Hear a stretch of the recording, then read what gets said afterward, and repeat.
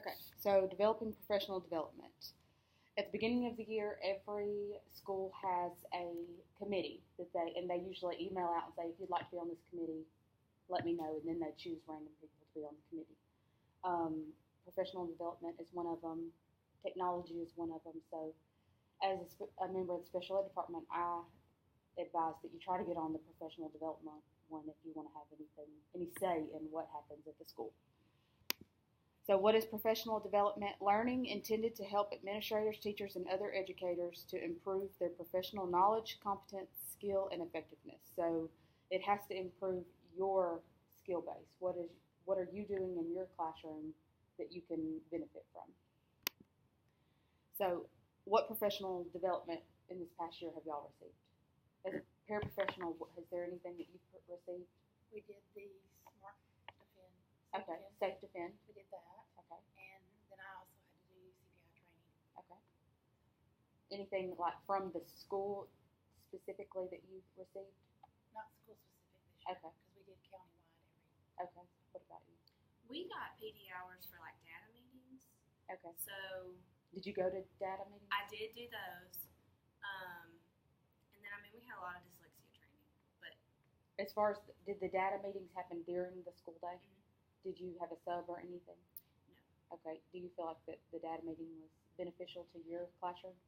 Some, but it was more so like these are the kids that are in the red for Dibbles or for what was the other one that we do? Scantron. Yes. But then it's always my kids, and I'm like, I know. Okay.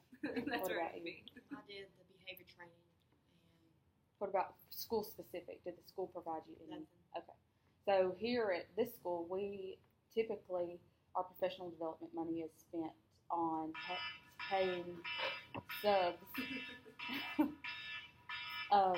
for different small time periods of development during the school day. So it may be a 2-hour data meeting, and they'll use the professional development money to pay for a sub.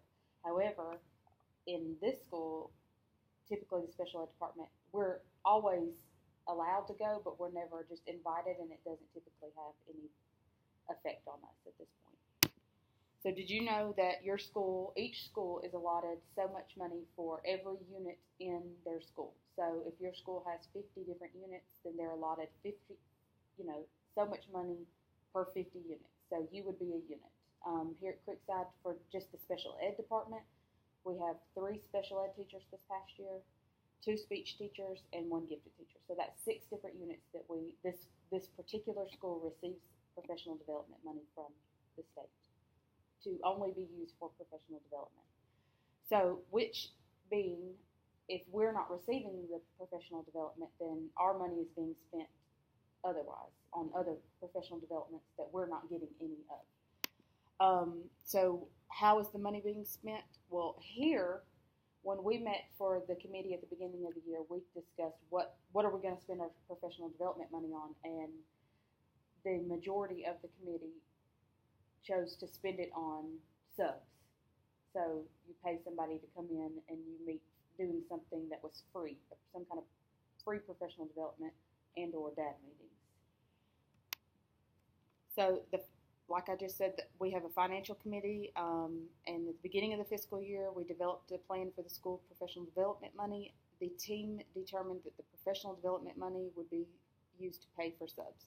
That's why I would advise, if you can get on that committee, to get on it at your own school. That way you can have a voice in how your unit's money is spent, maybe. As a special education teacher, did you receive any professional development from requiring a sub? You've all said no, nothing has required a sub, so your money wasn't spent necessarily on you. This year from the State Department, we received $63.79 per unit. So there was $63.79. That's kind of an odd amount, but allotted for your unit to be spent for you for professional development. So it was spent somewhere else in professional development if you didn't receive anything like that. Like I said, we've got 6 in our department. None of us received any professional development that at the school level that required us to have a sub, or we receive any professional development that cost any extra money. Typically, we're just not invited. And as a special ed teacher, I'm invited more often than like a speech teacher is. So they didn't receive anything. But if they're at this home, if this is their home school, then this school is allotted that money for that unit. So that's $382.74 that was used, and it didn't benefit the special ed department in their professional development.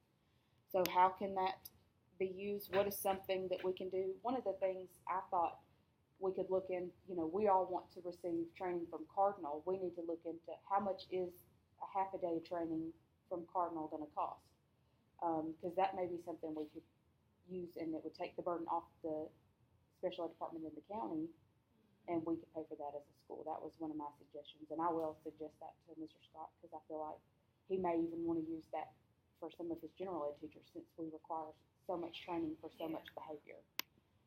And that's it.